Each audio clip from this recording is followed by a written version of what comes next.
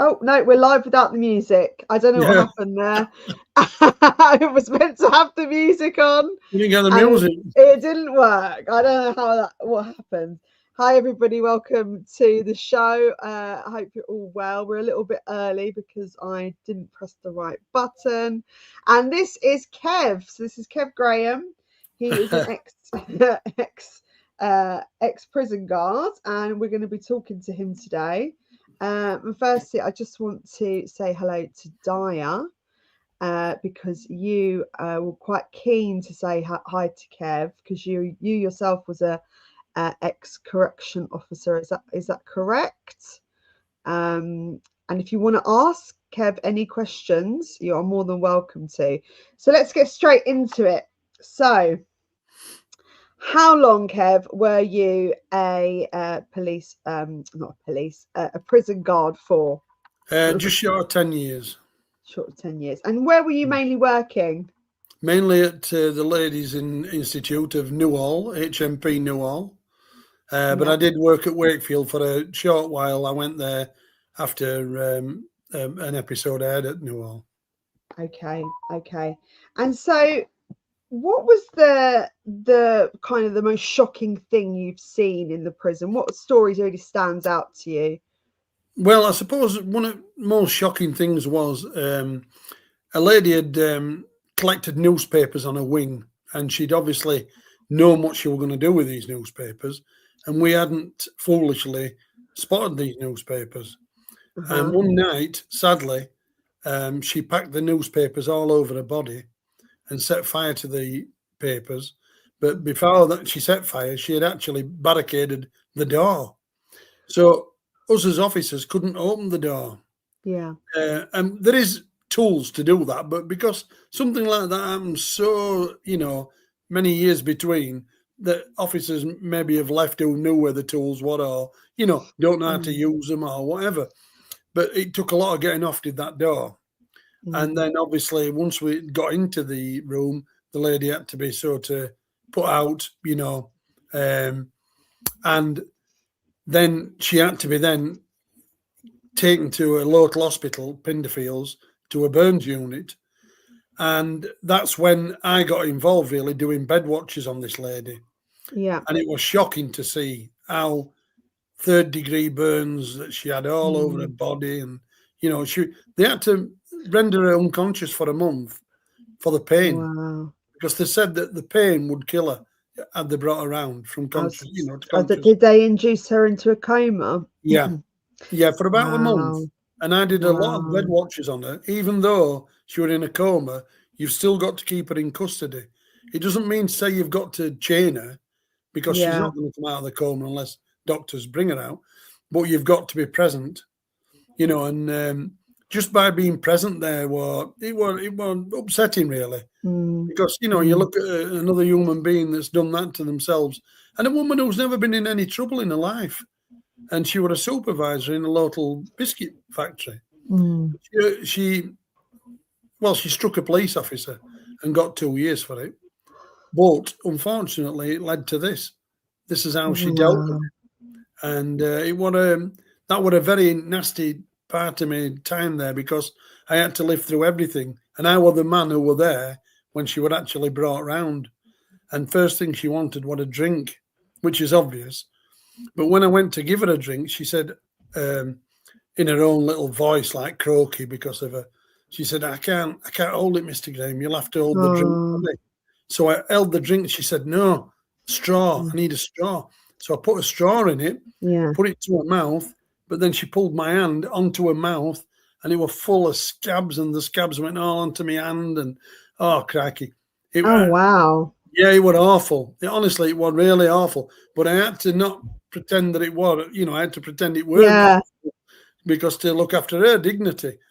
So she just said, I'm sorry. I said, no, don't worry about that. It doesn't matter. I'm here to help you. So that's what I did. But that really was a nasty time. That. Why did she do that to herself? What was the reason? We never really got any answers from her. I think she just did it because she got into this cyclone of depression, and she just didn't know how to get out of it. And like I said, she'd never been in trouble in her life, and she just decided this what way out. But unfortunately for her, because she were hoping, I think it'd end her, and it didn't. We doused her before Wow. it got to that, you know. And so in the environment you're working in, you obviously you mainly stayed in women's prisons. Did you see a lot of mental health issues? I'm guessing Oh, that there was quite a shocking. range of problems there. Yeah.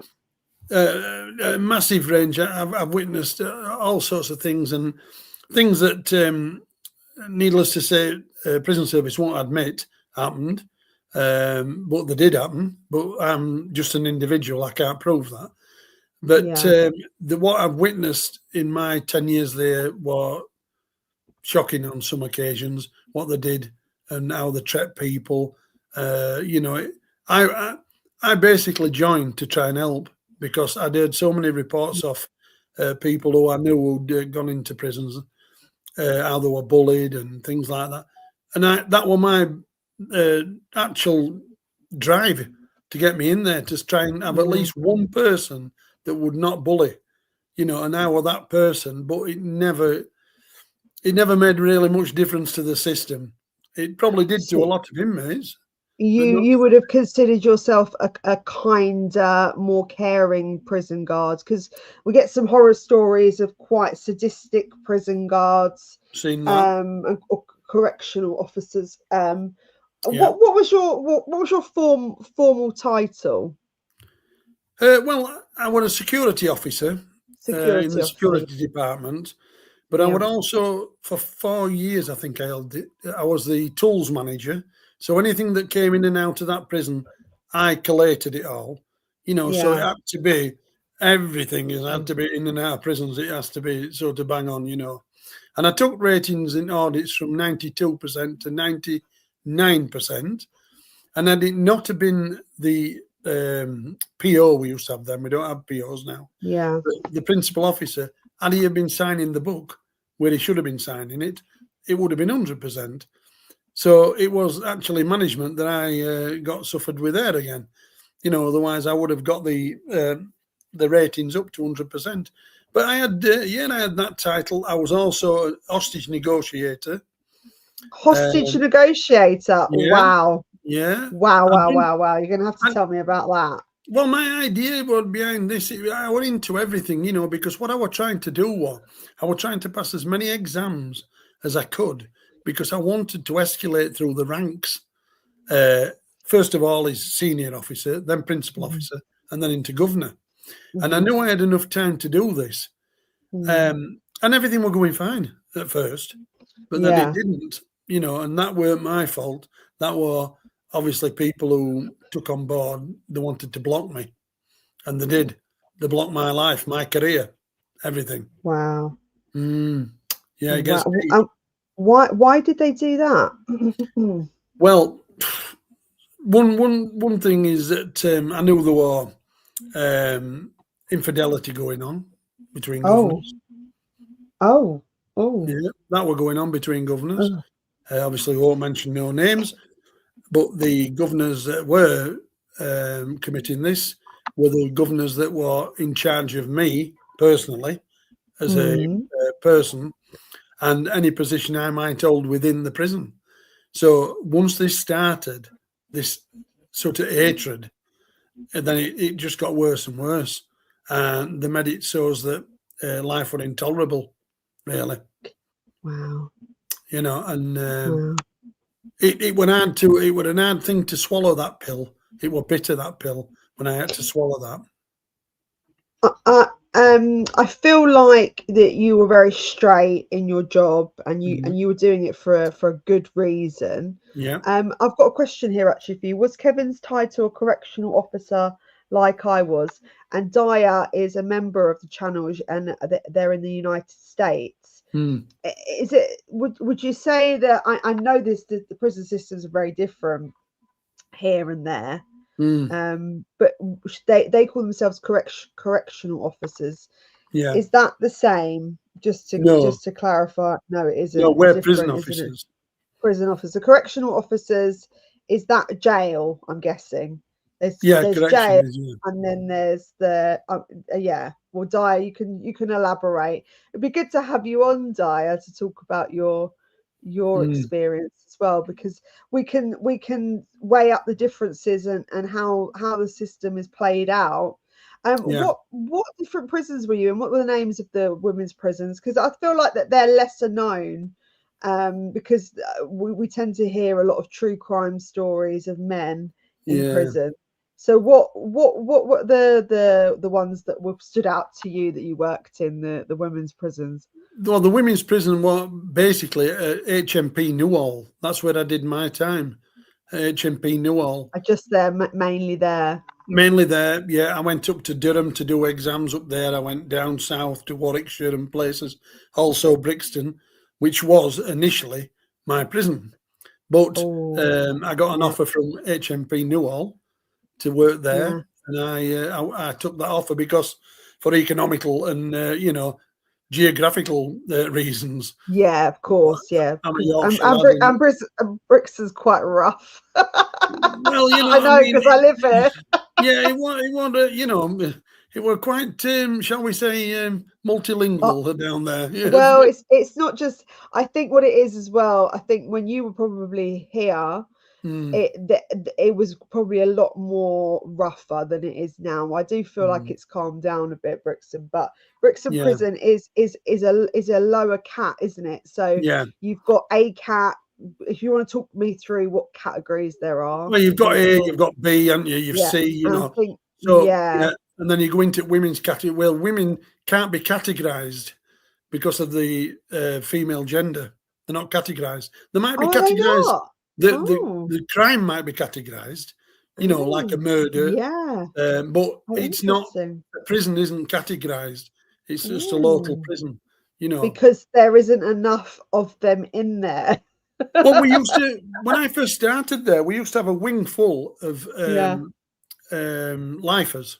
Yeah. And to be quite honest with you, Victoria, them people were the nicest people to work with. Really?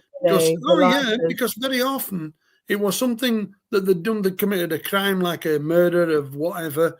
And on a lot of occasions, you would look at it and think, you know what, I'd have probably done that as well if I'd have been in your situation, when you've listened to what they've done it for them. So they were quite interesting and they were quite nice to work with. There were never, very rarely, any trouble on there. And then after about 2 or 3 years, they moved to up north to Durham, that way. They moved up there. So, they moved them all into there. So we lost all that.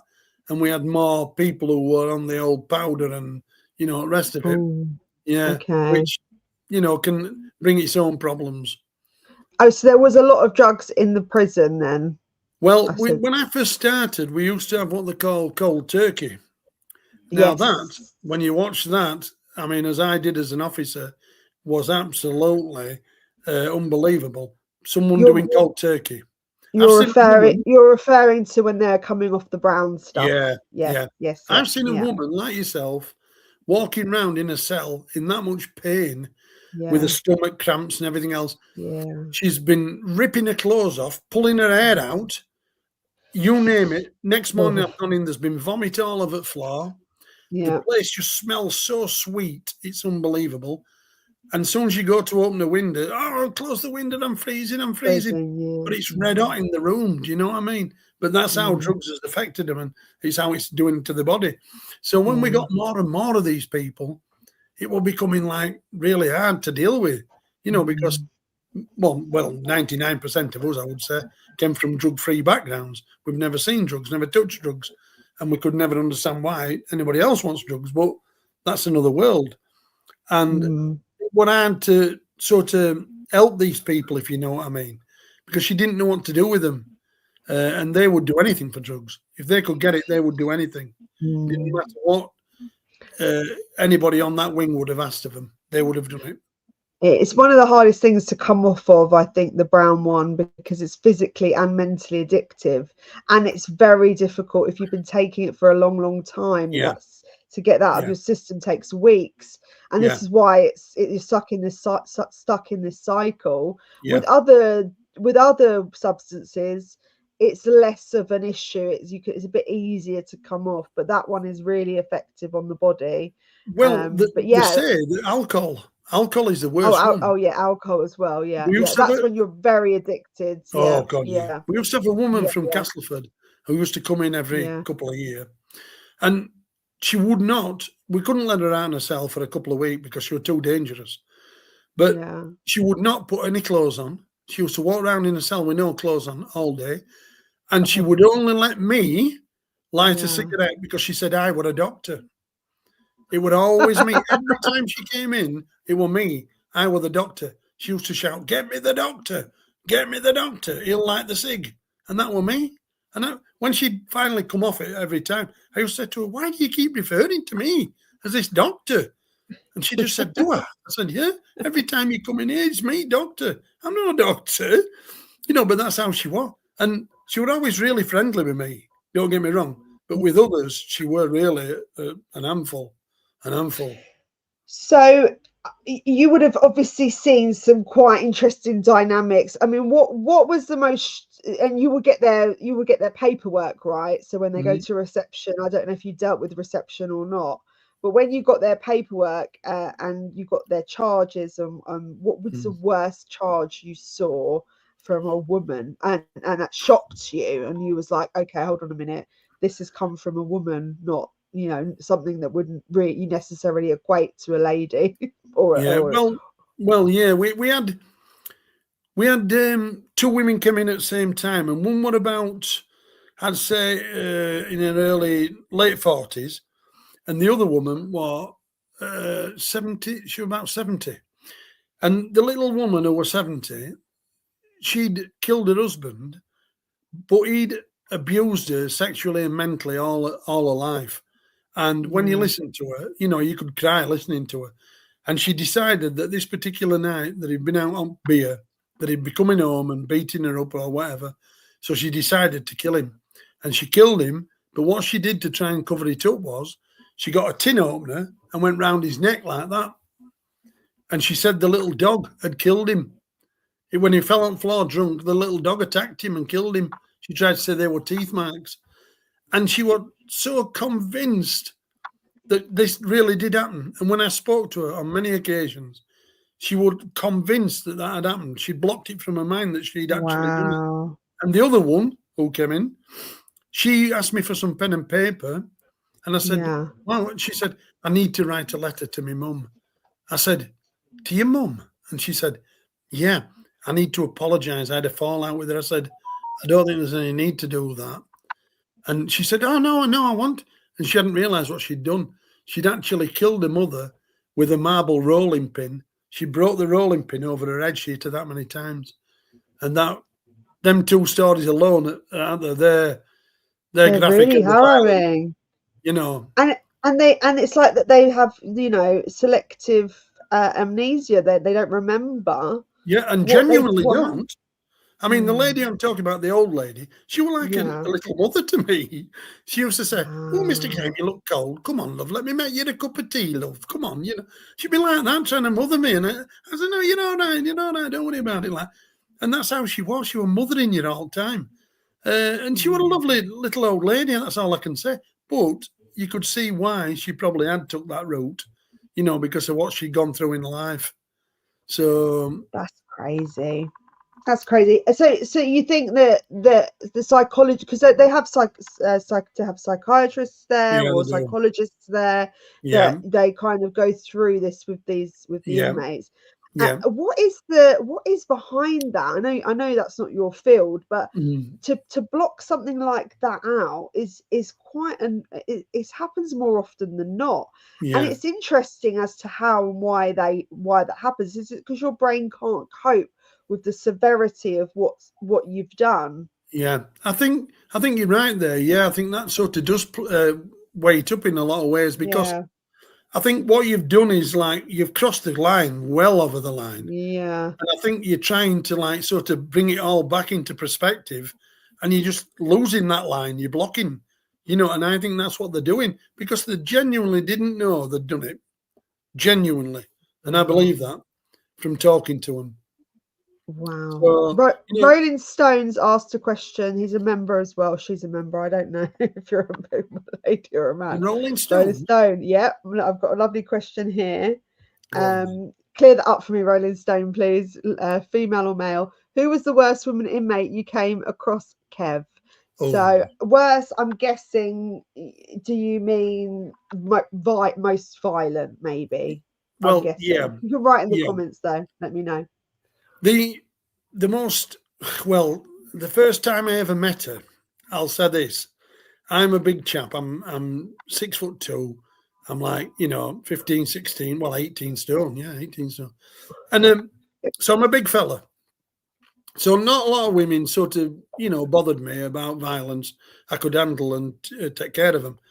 But this one woman who came in, and I came on to days, and I was taking the night officer, who were another security officer, off on the healthcare, because the healthcare were our department, because we had to deal with people who were, well, they weren't poorly, they were crazy.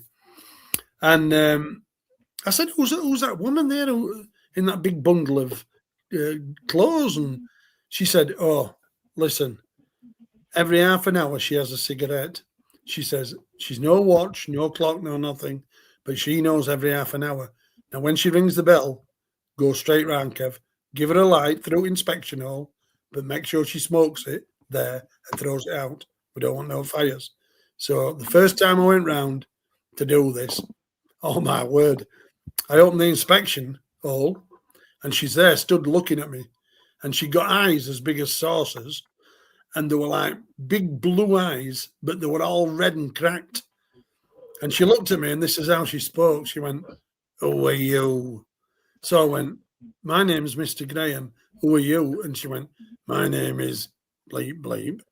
So I went, "Well, nice to meet you. What can I help you with?" And she went, "I want my cigarette." And that's just how she spoke. And I give her a cigarette. And then after that, we had a briefing. And they said, "Look, whatever you do, this is the one. Keep your eye on this one, because she will stab you through inspection hall." Oh, really? She was dangerous. She was dangerous. Anyway, as time went on, from weeks to months to years, this girl was I was the only officer she trusted within that. And it got to the point where she used to kick off. But when she kicked off, I'm not just talking about somebody shouting and screaming at obscenities. She would pop her eyes out onto her face. Yeah. How can you do that? Yeah. You can do that. Yeah. She once got a chicken breast and there were a bone in it and it had not been picked up by an officer. She sharpened the bone and tried to cut her breast off. That's what kind of person she was. But invariably, they used to send for me over to segregation unit, and I'd say, what's going on? What's the matter? It's her. She needs you. She won't calm down. And I used to go to the cell door and I'd say, what's up now? What's the matter? It's that to the, and I'd say, calm down then. What are we going to do then? And she'd say, I want to sing. And I'd have to stand at the segregation door with her, cell door, and sing. Can you believe that? A prison officer as big as me. What was the song that you sang with her? The Streets of London. She loved that song. She loved that song. And this particular day, Nesso came over and he said, "What are you doing? What are you singing to her for?" So I said, No. I said, "Well, all right, Mr. And he went, "Load of rubbish. Get the inspection shut." And that were it. She just went off again. And I said, "Listen, if you start, Mr. Graham's going. Don't start." And I calmed her down again once again. But that's how they were. They weren't bothered. They'd just put up with whatever she come up with. Whatever she wanted to do, they'd either send her to hospital or deal with it in another way or whatever. Whereas I didn't. I wanted to prevent. Do you know what I mean? Well, I think you do. Some people are good at reading others, or they're not, and you weigh up the situation. And most of the time, no one wants anything to escalate, do they? But some people get off on that for whatever reason. Yeah, they do. And you were trying to always keep everything nice and calm. Yeah, I did. Was she again? Was she diagnosed with anything? Because I would find it really fascinating reading all their paperwork and Oh their yeah, history, just to sort of. I like the mind of a yeah, criminal, not because yeah, I agree with it, but I just find how people process things and do things quite mm, fascinating. yeah. So what would you say was the best, the most kind of detailed background on one of these women, and how they got there to that point? Well, it's all about violence and being psychotic because that's what they are. They're just like psychotic psychopaths. They're just, Mm, they're in a community where they've probably got no tablets, that, to for chemical imbalance in the body, and then they just go into these psychotic rages, and that's what happens, and that's what was happening with her. It was mm, a shame really because deep down inside her, there were an art, there were an art, yeah. but obviously because the surroundings she found herself in and people she Mm, found, looking after her, or allegedly, she were worsening and she were getting no better at all. She were at times a 5-man unlock. That's a lot of men, isn't it, to unlock one woman?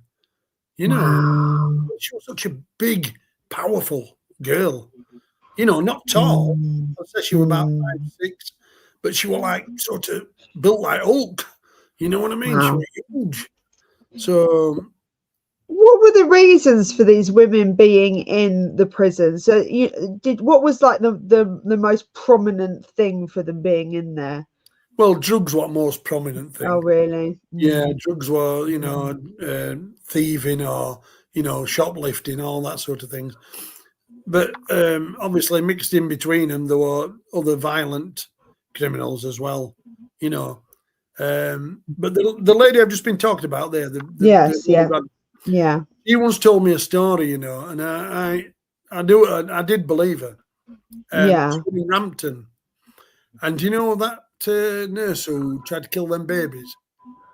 Uh, Yes, yes, yes. nurse, I know the name. nurse Ali. Let be. Is it Let No, be? not Libby. No, not. Oh, Ali, years ago. oh, What it it'll Leslie come Ali? to me. It'll Something like come that. to me. Anyway, she Yeah. killed a load of babies and what have you. And she were in there as well. And this girl attacked her behind officers' backs. And she said to me in her voice, I was 2 seconds off killing her, Mr. Graham. I strangled her. I said, did you? She went, I was nearly there. But then they come in and beat her. So she got beat really bad for that, But somebody like that, you see, you'd not stand a chance wrestling with her. It's there'd only be one way with that girl, or to inject her. I mean, to be fair, I don't blame the some people when kids are involved. Not I saying I know. condone it, but Yeah. I understand the mindset there. Mm. We've got a question from Rolling Stone here saying, "Who thinks she says that she might be from your neck of the woods? Who's worse, in your opinion, men or women? Because you've had a bit of a stint with the men." Yeah. Well, I would say women psychologically are at times unbelievable, but men, they very rarely cause trouble. But when they do cause trouble, it's serious. And there can be Yeah, like a death on wing yeah, when it's more men start. violent. Yeah. Mm, When mm, women, it's more of a spat and swinging around with hair and things like that. mm, So it can be controlled better, but with men it can get really tasty, and especially mm. when you're on a wing where there's people who's interfered with younger end. Yes, yes, yes, Yeah, yes, the prisoners do take a big interest in that one, and yes. they'll try and get them before you can protect them. Yeah, I helped. I'm actually co-author on the Dave Gunn's book. I don't know if you've heard of Dave Gunn. Yeah. And his stories are remarkable. Actually, he's going to be coming on in a couple of weeks' time. And I think you know who he is. You must Mm, have heard of him. He's been on Sean's channel as well. mm, And he's going to tell a few of his stories. And he's been in pretty much most of the prisons around the country. Yeah. But he does talk about the violence there. It's quite prolific. Oh yeah. And it can be. it's in the book as well. It's quite graphic. Mm. Multiseti, all my members are in tonight, nearly all of them, which is brilliant. That's it. Beverly Yeah, Alert. yeah, that's it. That's right. And my sister was a prison officer, left after being subconsciously to a Cat A prison in Midlands. Yes. Mm. So people have some association with that in the side chat. Yeah.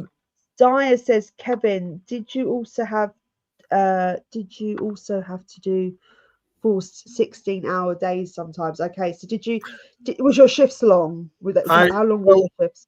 The most and the worst I've ever done, I were on a bed watch, and they're 12 Oh hours. yes, Right? yes. Now, when I'd done 12 hours, normally, half an hour before your shift finishes, the other officer will come and relieve you.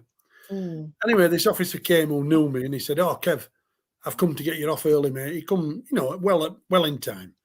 I said, "No," I said, "this young lady," I said, "who's with me," I said, "let her go first because she's got kids and she wants to get home, Yeah. And he's like, "Are you sure?" And she was like, "Are you sure, Mr. Graham?" I said, "Yeah, you go first and I'll go with next officer." Did the next officer come? No. So I had to phone our control room and said, "Where's the officer to take me off? We're trying to get one. We can't get one. No one wants to come." So I said, "What? Have you tried Wakefield and Lindholme and places like that?" "We've tried everywhere. Nobody's going to come, Kevin." I said, "So what am I supposed to do then?" "Well, you'll have to stay. It's an operational emergency." So I had to do 24 hours. And you Wow. imagine, you'll have been to hospital to visit someone for an hour. And after that hour, you're like, "Oh my God, let me get out of here." Yeah, it's boring, isn't it? Yeah. I did 24 hours sat outside of this prisoner. Wow, And it was that's a like, oh, lot.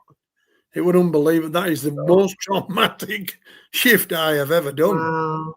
Do you get paid more for doing that, or are you still on your standard wage? Oh, no, you get to, like at the time, it was quite good. At the Yeah. time, we got like £200 for the bed watch. Oh, So I okay. got £400 for that night, plus my Ooh. shift. So it'll have been a big payday for me. But the point is, you're stuck there at the side of a bed in Yeah, all your prison gear, chained yeah, to an inmate who's in the bed, yeah. or you're doing Oh, book yeah, work. because you're chained Yeah, to them. yeah, one does book work, one does training. You swap about. So And it's that's very uncomfortable, isn't it, as yeah. well? Like you're not in a great, and your mind, you're on watch, on complete, like kind of, Oh, you're I on mean, some tenterhooks. are, some aren't. I mean, I never ever slept. I mean, never. But Yeah.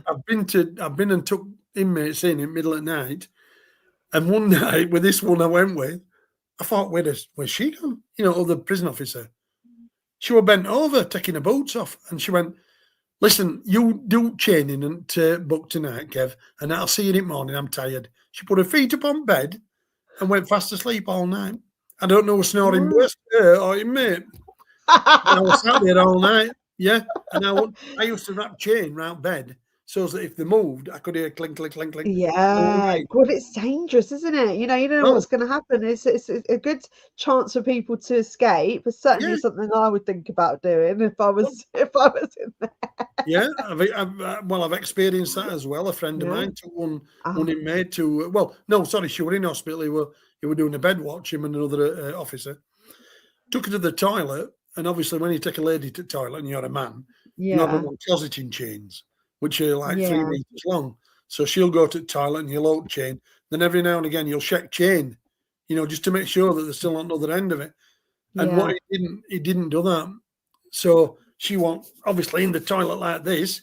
She pulled the skin off her hand with the Oh, handcuff, threw it on the floor, climbed out at window, and then started running around grounds at hospital. But a friend of mine in them days went on security, and he knew this lady because obviously he'd been on wards, and he was driving a Sierra, and she flagged him down and said, "Are you a taxi?"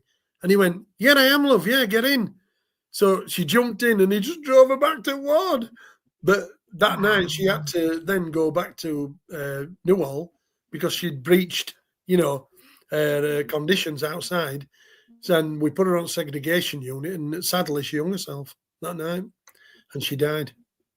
So that was a shame, really, because she was a girl who was just in for the minor offences, but took the hard Wow. way out, left her kids and everything. Yeah.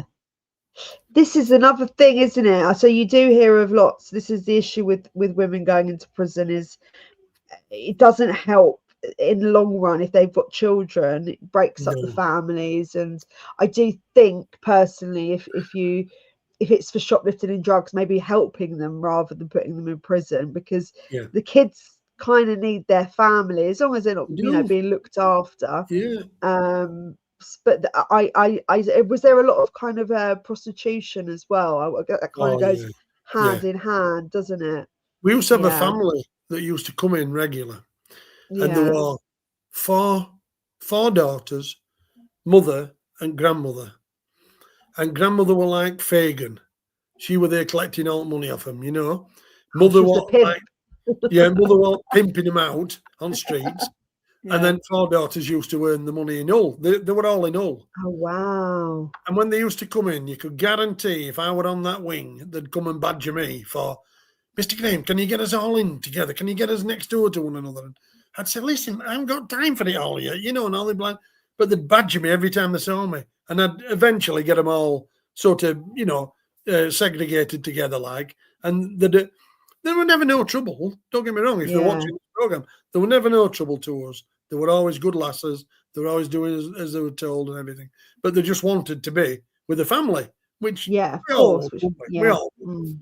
But I'd get them there sooner or later. They'd end up keeping together into double rooms or whatever. It's mad that they're all in the same prison together, isn't it? Yeah. I just Oh, think yeah. that is really keeping it in the family, isn't it? It's wow. You don't get that often. No, that was only family I ever knew that came in like that. They all came in like that. Were you ever in fear of your life at any point, apart from the crazy lady with the eye bulges? Yeah, well, yeah, but she very rarely could have got at me anyway. They're only on occasion. But there was one old lady who had been on healthcare, and that were our wing, as I've said before. But this particular day, we had officers on sick from all of it wings, and so they had to put some of us onto wings, which we didn't very rarely work wings, and so it was all new to us when we went on wings. Anyway, I went on this wing, and we got everybody off to work. And earlier that morning, one of the old ladies had been brought down from healthcare and put into one of the cells, but she was too old to work, so she was like sort of pensioned, if you like. So they'd all gone off to work. 5 minutes later, I'm doing book work in the office there, and buzzer goes. So I thought, oh, what the blooming? So I goes over. I said, what's the matter? She said, I need some hot water. So I said, well, you get hot water when everybody's here. I said, everybody's gone off to work now, so you're behind your door. So she went, yeah, but I need a drink of tea. So I said, well, I'll tell you what. I said, on this occasion, I'm going to make a special rule for you. I'm going to let you out, but I want you to go straight to that boiler, get your tea, straight back to your room, and we're happy. Yes, that's all I want, Mr. Graham. That's all I want. So she comes out. She walks up to boiler, and she's like sort of fidgeting with boiler, and I'm thinking, now then, Kev, that's boiling water. And I'm a bit like thinking, So as she's walking back, I'm moving away from her because I'm thinking the further she's got to throw it, the less I'm going to get. So anyway, she stopped and she just paused for a moment and she went, do you want to come in my room? So I went, no, we don't go in rooms. You go in room and we lock doors. So it works. So anyway, she went in. She went, can I just come back to you in a moment? So I went, yeah, go on then. So she went in and she came out with this green towel. They used to have green towels then. And you could see there was something under this towel like. So she went, you're a nice officer, you. She said, now we're going to give you this later, but I'm going to give you it now. And she went like that and give me it. So I had it in my hand. I only took this towel and there were a shard of glass that she took from a TV screen. And obviously that was meant for one of us. And because I'd give her this cup of tea, she sort of then released the glass.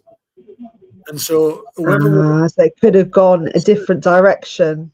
yeah, they've never searched her bags right. Wow. So And you see what that shows? It shows that being a good person does pay off. You know, the karma is a real thing. Oh yeah. And you treated her with dignity and treated her like a human being, which is sometimes they're not treated like that. That's right.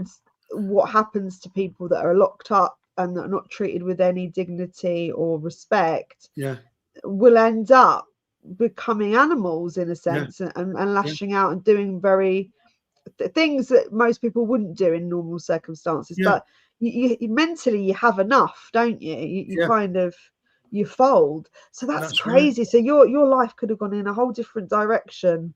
I could have been, you know, if I'd have turned me back on her, I don't know what she'd have done with that. I don't know. But she said, because you were so nice to me and a nice officer, I'm going to give you this now. I was going to give you it later. Now, how was she going to give me it later? And that's exactly. That's what got me thinking. So what way were you going to get that? Oh, wow. And you see, when there's a pure wing, you don't often see what they're holding in their hand or carrying or whatever. It's just run on respect, really, is wings. Because on them smaller wings, there'll only be 2 officers and there'll be, 40 inmates, you know, milling about at one time. So, you know, it's all run on respect. Wow. And don't get me wrong, I had a lot of respect from girls, hell of a lot of respect. That's good. I did. And I can honestly say that. And if they're watching this, then I would say to them, thank you for that respect you showed me. And they probably have watched your podcast, because I know it was really big on Sean's channel, wasn't it? So, and because his is true crime, and this is kind of new for me doing this. We're kind of, I don't know if everybody enjoys these, but I like doing life stories, and I'm going to try and start doing them more often. So I'm just introducing kind of the subscribers to it. I don't think it's as popular, but it will get there, I'm hoping, because like your life story is really, really interesting. Thank you. And I also wanted to ask you, because you were probably the one of the nicest guards there, but when it comes to other prison guards, what did you witness? What was the craziest thing that they did or that was done to them? Well, one of them, she would have been an officer maybe 25 years. And she just hated men. She got a problem with men. I tried, and numerous people tried to be nice with her. We tried to get on with her. I tried my best to go out of my way to make her cups of tea, even just to be nice. But no, she weren't interested. But she was such a dragon when it came to like officers, male officers, and the inmates. You know, she'd very often like lead you down a blind alley to make you look silly in front of inmates. Yeah. Because she got a lot more experience than I had, and a lot more officers, a lot of young officers there who had experience. But she'd do it on purpose just to make them look stupid. And I didn't like that at all. I didn't like that way at all. And I once witnessed her with I was walking past the wing, and an inmate had jumped on her back and were punching her. And what did I do? I walked past. Yeah. And I was wrong. I was wrong, but I'll tell you something now.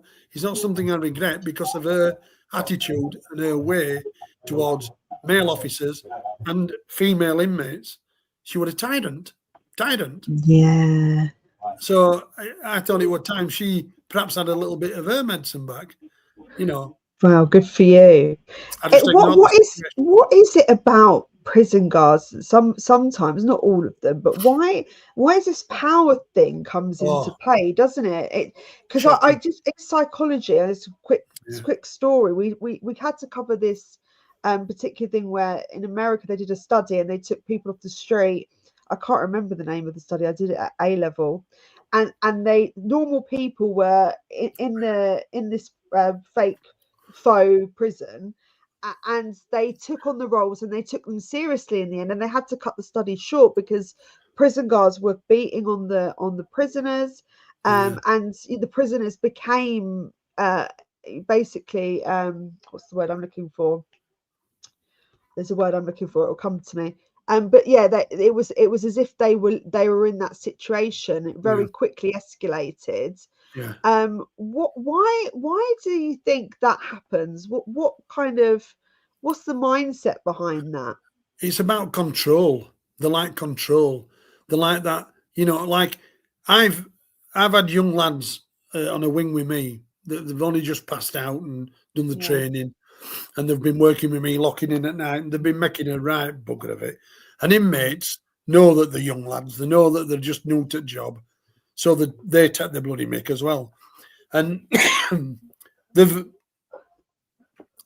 been like, I've had them in office later, and I've said to them, why are you behaving like Third Reich? Why? Because you've got that uniform on. Do you feel you can bully people in this environment? Why? Well, we're not. I said, but you are. You're shouting and bawling at people and carrying on. No need to. There was no need to do that. Yeah.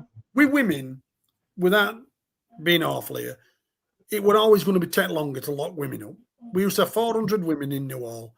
It would take us 7 minutes per person. Because really? They're always, I'm probably exaggerating there, but they're always wanting a tea bag or a cig off the mate or a cuddle and a kiss, good night. And, men's prison at Wakefield, 700 men, most dangerous men in Europe, some of them, right? Locked up in 3 minutes, 700 men. We're complex creatures, Kev. That's the thing. We're complex creatures. I used to just laugh with them. I used to say, "Come on, come on! I need to get home." Mystical. You've got to get home. Come on here, get in here. The word I was looking for was institutionalized. I don't know why I couldn't find that word. Yeah. And you've got another question here as well. So, what's the hardest part of your profession? What was the hardest part? Yeah. The hardest part is to bite your tongue when you know that someone's committed a crime that really you don't agree. Well, you don't agree with any crime, but when I'm talking about with offending with younger members. Yes. So that's like that. That's hard. That's hard to swallow that. You have to then look after them as though they're some kind of celebrity, which they're not. So they get better protection, don't they? Yeah, they get followed all around prison. Yeah. So that's actually something I wanted to talk to you about. Just be careful with wording because we all know what YouTube's about. But with women, that's kind of a rarer thing, and they're normally with a man, aren't they? They work together. Yeah. So how many women did you come across that were involved in doing that sort of thing to children? I'd say maybe 3 or 4. That's all that I knew about. Anyone else, it might have been kept secret, even from officers. But I know for definite, I knew 3 or 4 of them, and it weren't nice, what I know and things. And then you're trying to talk to that person as like a person, like we're talking. Yeah, it's hard, isn't it? It's hard, and that is probably the hardest part of that profession. To sort of just talk to someone as a human, not someone who's done a monstrous act. Yeah, I would really struggle with that, actually. It's because it's hard to stay professional in that situation. Did you ever come, because I don't know if Rose West ever entered your building or not. I'm not sure where she stayed. And Rose West came to us. I just left at that point when Rose West came. Oh, really? And then she went up to Durham. But apparently she was the nastiest person on wing. She was running wing, she was controlling wing. Really? A bit like Craze did. The Craze, So it was just that was her way. She was just a nasty creature. I don't think you're much of a motherly, warm, intuitive person, as you're not really like a woman naturally, if that's the way you conduct yourself anyway. That's right. So she would have been quite an odd character, I would have thought. But it's interesting that she run the wing because she was I would have thought people would have been gunning for her head really after what she did. If anybody doesn't know, in No. the side chat, by the way, and Rose West was sentenced many years ago, and she was part of she was a British serial killer. And if Yeah. you Google her, I can't really go into too much detail on here, but if you Google her, you will see Yeah. the disgraceful, disgusting thing she did with her Yeah. husband. Yeah. And so yeah, I'm really surprised she wasn't kind of Yeah. targeted. I know what you're saying, but no, she was one that sort of came in this big hard bully type thing, and I think she had them all on back foot. Wow. And yeah, I do. I think that. Yeah.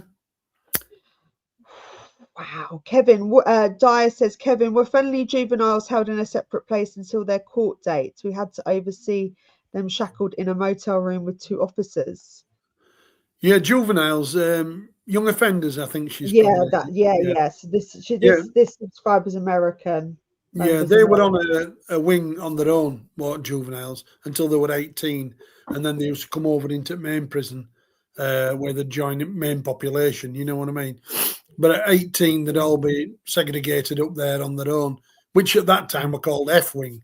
I Yeah. don't know now what it's all about. It might have changed now, but yeah, at that time it was F wing, and I personally didn't like working on there Oh, because what's F wing like then?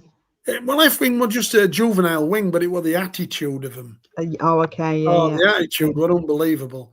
And so I used to say to my gaffer, don't put me up there. Whatever you do, if the short staff, don't put me up.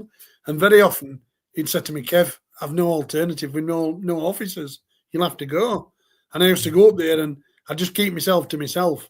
I'd try not to even speak to him if I could get away with it. yeah. It was 'Cause very difficult with children anyway. they were shocking. Yeah, I mean, I once got sent on a course to yeah. Birmingham for a racial course because a white girl, asked me for some washing powder. And in them days, we used to have like big tubs of washing powder, big Mm. boxes. And we used to measure it out into brown bags. And they'd all be in there, like screwed up in brown bags. So I said to her, I don't even know where they keep them, love, on here. I'm sorry. And she went, well, I do. They're in that cupboard there, sir. So I went, come on then. So we went to the cupboard. There was one bag left in this box. So I gave her it. So, oh, thank you very much, sir. Oh, you're welcome. And off she went. So this black girl come up to me. I want some washing powder. I said, I haven't got none, love. There's none left.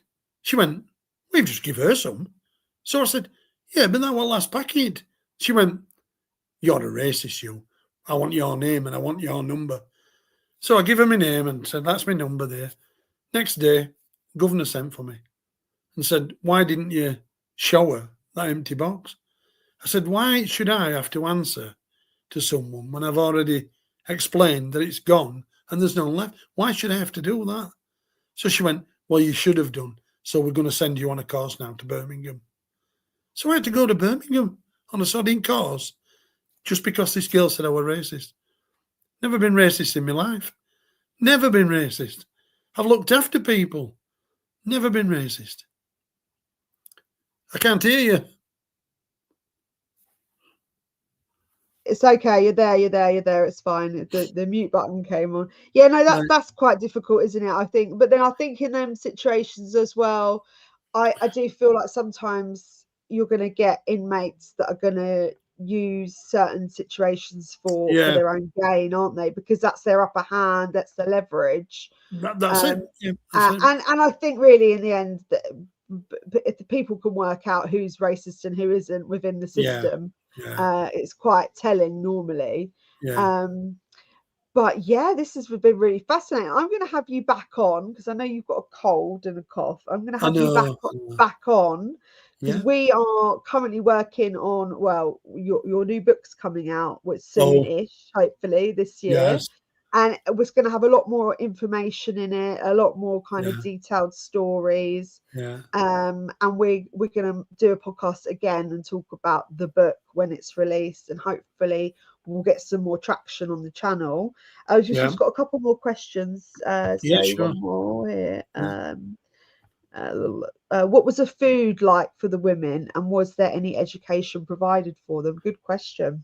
Yeah, good question. The food, Well, that was really basic, really basic. I've got to say that. You know, Yeah, I mean, yeah. we were one of the last prisons. In fact, I don't know if we were the last prison to actually still be serving porridge on a morning. And this girl came up to me one morning and she went, "I am sick of this effing porridge, Mr. Graham." So I said, "What do you mean?" I said, "It's porridge." And she went, "Oh, do you call this porridge?" And she went like that. And it was just like glue. We were just stuck in Oh dish. yeah, no, I Glue. can imagine. I So I do went, believe "Never." though. Yeah, go on. Sorry, carry on. Sorry to I interrupt you. went, Carry on. "Never. That's not." She went, "I'm telling you, that's how it's coming." I said, "Oh, for goodness sake." I said, "Give me here." And I took it and put some milk in for her, to soften it. But that's how all other inmates had got it. So I couldn't soften them all. You know what I mean? No. And you know what as well? I think we're in England, it's not as bad as in America. I've heard the American food is dire Oh, oh yeah. I can imagine. in the prisons, yeah, and other Yeah, countries actually. I think we're yeah, quite fortunate our prison system has some standards yeah, compared to other countries, not all yeah, countries, but some that are really yeah. bad and the stories are quite horrific. Oh, don't Um, get me wrong. It's edible. It's Oh, edible. it's But edible, but it's not your gourmet food. It's not your no, five-star it's, Michelin. Yeah, yeah. Well, thank you so much for joining me today, Kev. I've really enjoyed that. Everybody loved it in the side chat. They've enjoyed good, listening to your good. stories. Thank you for, giving us some detailed information there. It was No, no, my pleasure. My quite pleasure. stomach churning in parts. So that was brilliant. Yeah, yeah, But thank you so much. And as soon as the book is out, we are going to have a more detailed conversation with all of your yeah, other stories. Yeah. yeah, sure. When you're Okay. ready, Thank you. I'm ready. And if you get a chance to watch it, Sean Atwood's one as well, that's also a very Yeah, detailed, definitely. more Yeah. more more professional podcast. I will have a podcast room by the end of the year. Fingers crossed. Yes, it's the So first time I've done a podcast with bed knobs and broomsticks in the background. yeah, I know, You I know, know. and I I am can live with I this. am living in makeshift land right now. You live in the Bed dream, knobs. babe. You live in I the am, dream. I am, I am, I am. I really am. But we'll get there in the end. It's a I'll tell you, grower. It's a just grower. before you go, I'll tell you Yeah, one funny one before you go. We had a yeah. Muslim lady who killed her husband, right? Oh But she wow. poisoned him to death, right? And they all thought he died naturally. But he'd been Yeah, another serial abuser and everything. yeah, Lovely woman, absolute lovely woman. I could understand why she did it because of what she went through. But she ended up getting a job in our kitchens, cooking yeah. for inmates. And she used to say to me, "Mr. Graham, tomorrow I'm going to make you a curry. You'd like a curry, wouldn't you?" And I'm thinking, poison? No, Wait a no, minute, absolutely. Do you know that reminds me of the mushroom? Have you seen that Yeah. recently on the? Yeah, she killed Oh her. my God. Absolutely. It's frightening, Yeah, isn't it? But she always was yeah. insisting on making me. I kept going, no, no, I have a bit of a Yeah, jippy okay. stomach, my love. Jippy Yeah. stomach. So No, that I'm one I not got away with. surprised. But I don't Yeah, think, in that was. all honesty, she meant any harm. But it was just Well, like it's mine. not worth the risk, is it? I don't No, think. no, I won't risk it. Oh no.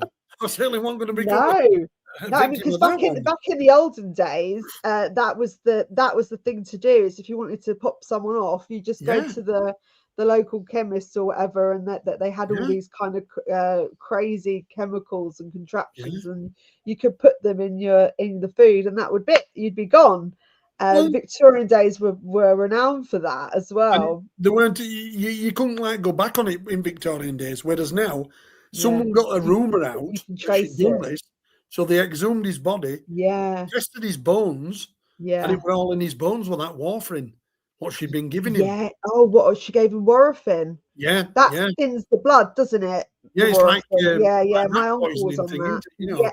Oh, that's a different thing. Okay, because Yeah, you know what I mean.